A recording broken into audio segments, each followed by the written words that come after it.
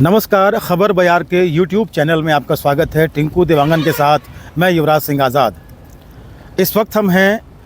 रायगढ़ ज़िले के पूंजी पथरा थाने में और यहाँ के थानेदार हैं राकेश मिश्रा जी। उनसे बातचीत करने के लिए हम यहाँ पर आए हुए हैं और बातचीत का एक जो विषय है वो ये है कि इस पूरे परिसर को, थाना परिसर को राकेश मिश्रा जी ने मातृ छाया उपवन के नाम से विकसित करने का जो संकल्प लिया है और लगभग 1,500 पौधों का यहाँ रोपण किए जाने का संकल्प लिया गया है। अभी एक दिन पहले यहाँ मुख्यमंत्री जी आए थे और उन्होंने इस पूरे परिसर में वृक्षारोपण को लेकर जिस तरीके से परिस्थितियाँ देखीं, उन्होंने खुद यहाँ अपनी माँ के नाम एक पौधे का वृक्षारोपण किया और तमाम जो अतिथि आए थे उन लोगों ने भी किया यहाँ इस प्रेमाइसेस में। और यहाँ की पूरी व्यवस्था को लेकर, यहाँ के पूरे कायाकल्प को लेकर बड़ी तारीफ़ की। तो हमने कहा कि यहाँ बिल्कुल हमें भी जाना चाहिए और यहाँ देखना चाहिए कि आखिर इस तरीके से तब्दीली कैसे आ रही है और क्या आगे का प्लान है। और जहाँ तक राकेश मिश्रा जी की बात करें तो धमतरी जब थाने में पोस्टिंग थी इनकी बतौर टीआई, तो धमतरी को देश का सर्वश्रेष्ठ थाना का तमगा इन्होंने दिलवाया। जब ये कोरबा में पदस्थ थे तो वहाँ अपने थाने को जो है इन्होंने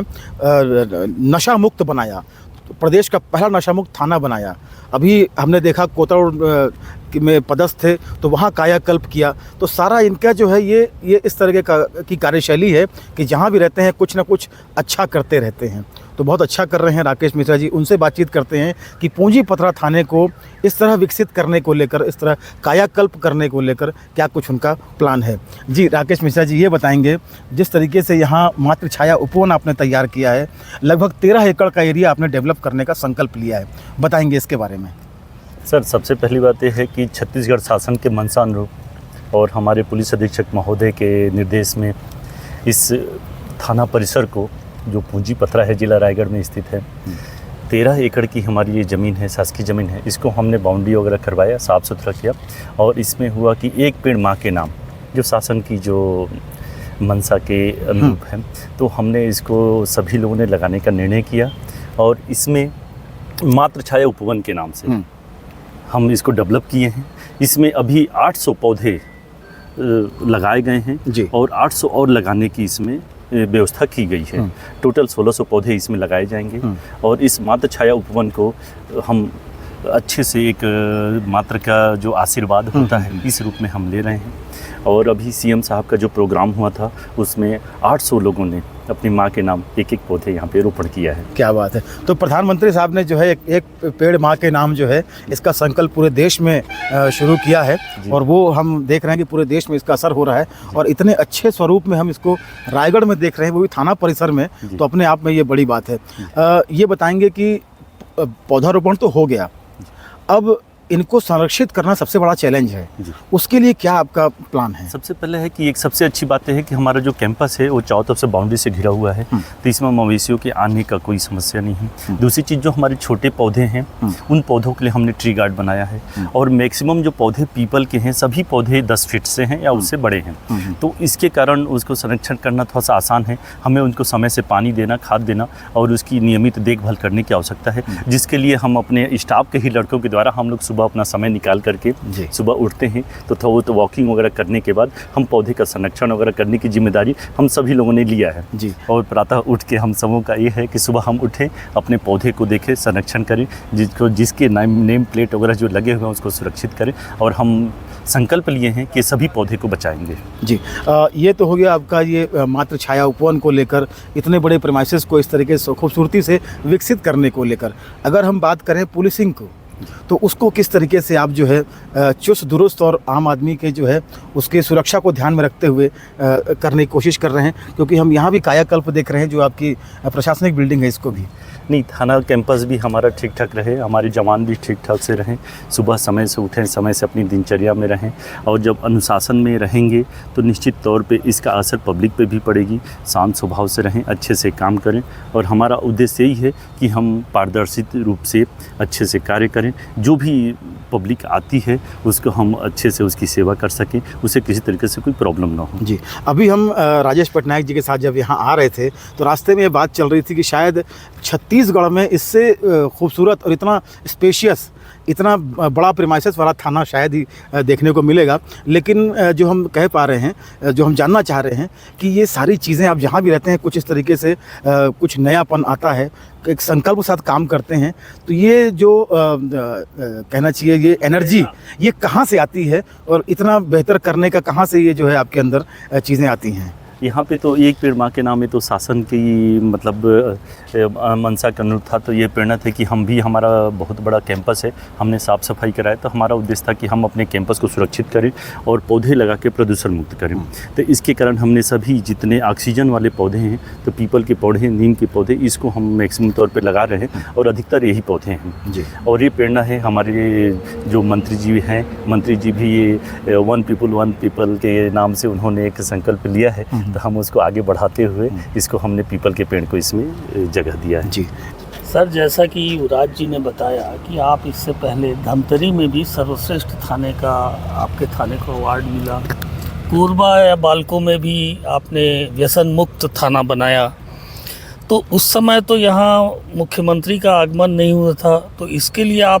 ये आपकी विनम्रता है और आपकी कर्तव्य निष्ठा है कि आप एसपी को श्रेय देते हैं। लेकिन मुझे समझता है कि ऐसा लगता है कि इसमें आपके संस्कारों का योगदान ज़्यादा है, इस विषय पे बोलिए। संस्कार तो निश्चित तौर पर है कि हमारे पिताजी भी और माँ दोनों लोगों ने, हमारा जो पैतृक गांव है वहाँ पे बहुत हम लोग जो ज़मीनें हैं मैक्सिमम में हम लोग पौधे लगाए हुए हैं, ठीक, तो उनका संस्कार है। लेकिन फिर भी कोई भी काम अगर हम पुलिस विभाग में हैं तो हमारे जो कप्तान साहब हैं तो उनके दिशा निर्देश और उसका तो रहता है, तो थोड़ा करना आसान हो जाता है, और उनका योगदान और उनका आशीर्वाद रहता है तो आसानी से करते बनता है। तो निश्चित तौर पर हमारे पुलिस अधीक्षक महोदय का मार्गदर्शन रहता है, और कुछ भी करने से पहले हम एक बार उनसे मार्गदर्शन लेते हैं, और इसमें कुछ कमी बेसी उनका जो रहता है तो उनके मार्गदर्शन से पूरा हो जाता है और काम हमारा सफल हो जाता है। तो इसके कारण एक जो गार्जियन होते हैं, तो हमारे पुलिस विभाग में हमारे पुलिस अधीक्षक महोदय हमारे गार्जियन हैं, तो उनके मार्गदर्शन से हम कुछ काम करते हैं या कोई नई सोच हमारे मन में आती है और उनसे हम मार्गदर्शन लेकर करते हैं तो आसानी से उसको मैं पूर्ति कर पाता हूँ, और जिसका मतलब स्टेट लेवल पे भी, जिले स्तर पे भी सभी लोगों को दिखता है कि नहीं उन्होंने कोई काम हुआ है जी। अभी जो है समानांतर एक चल रहा है कि कम्युनिटी पुलिसिंग को लेकर अपने अपने थाना क्षेत्र में, तो इसको तो खैर पूरे प्रदेश में जो है इसका एक अलग स्वरूप निकल के आ रहा है। तो कम्युनिटी पुलिसिंग को लेकर किस तरीके से आप चीज़ों को लेकर लोगों को जागरूक करना, चाहे वो साइबर क्राइम हो या इस तरह के मामले हों, चाहे लोगों में यातायात को लेकर जागरूकता को लेकर हो, ये चूँकि औद्योगिक क्षेत्र है तो यहाँ हादसे ही बहुत ज़्यादा होते हैं, इन सब चीज़ों की रोकथाम के लिए किस तरीके से आप कार्यक्रम चलाते हैं? अभी मैं क्या हो कि प्रत्येक बुधवार और गुरुवार को पुलिस अधीक्षक महोदय ने मतलब हम लोग को निर्देशित किया है कि सप्ताह में एक दिन हम अपने अपने गांव में जाएं, और जो हमारी बीट बनी हुई है हमारे उसमें एक ASI हैं, हवलदार हैं, 3-4 कांस्टेबल हैं, वो अपने बीट में अपने गांव में जाते हैं और एक गांव में हम जाके सभा लेते हैं, नुक्कड़ सभा टाइप से लेते हैं, आधा मतलब चर्चाएं करते हैं, और उनको खास करके हम साइबर के बारे में, जो आजकल साइबर अपराध बहुत घटित हो रहे हैं, छोटी छोटी चीज़ों को लेके गाँव वालों को ठग दिया जाता है, शहर और प्लांट वाले भी ठगा रहे हैं इसमें, तो हम उनको पहले जागरूक करना चाहते हैं, बार बार उनको याद दिलाते हैं कि उनके ध्यान में रहे कि हमको किसी भी तरीके से हम किसी ठग के उसमें उलझन में ना आ जाएं। तो हम इसके कारण एक नुक्कड़ सभा कर करके हम गांव में उनको समझाते हैं। दूसरी चीज़, जो रोड पे एक्सीडेंट होता है, हैवी व्हीकल चलती है हमारे पास, तो रोड में जब भी जो भी जाते हैं, बाइक वाले हो गए, गाड़ियाँ हो गई, तो हमारा उनको उद्देश्य ये रहता है कि दारू पी के गाड़ी ना चलाएं। दूसरी चीज़, जहाँ पे हमको स्लो करना है तो हम कुछ ब्रेकर्स बनाने का या फिर स्टॉपर रख रहे हैं कि कुछ गाड़ियाँ नियंत्रित में चलाएं। ओवर स्पीड चलाने से भी बहुत सारे एक्सीडेंट देखने को मिले हैं। तो दूसरी चीज़, दारू और ओवर स्पीड, ये दो चीज़ों पर कंट्रोल करने का हमारा प्रयास है, और हम यातायात पुलिस के साथ मिल करके ये दो चीज़ों को कंट्रोल कर रहे हैं। दूसरी चीज़, हमारे रायगढ़ पुलिस अभी क्या हेलमेट वितरण भी कर रही है, तो हमें ये भी समझाइश देते हैं, जो भी बाइक वाले हैं, मोटरसाइकिल वाले हैं, कृपया वो लोग हेलमेट पहनें,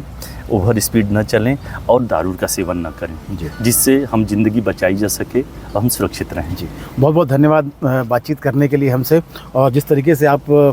एक अपने अलग तरह का एक अपने अंदाज में काम कर रहे हैं अपने अपने थाना क्षेत्र में जाकर, तो ये मुझे लगता है कि ये निरंतर जारी रहे और हम ऐसे ही काम बहुत सारे हम जो देखते रहें, आपके माध्यम से होते रहें। तो ये थे राकेश मिश्रा जी, जो हमें बता रहे थे कि किस तरीके से इन्होंने जो है एक प्लान किया और कैसे अपने विभाग के वरिष्ठ अधिकारियों के मार्गदर्शन में, उनके दिशा निर्देश में कैसे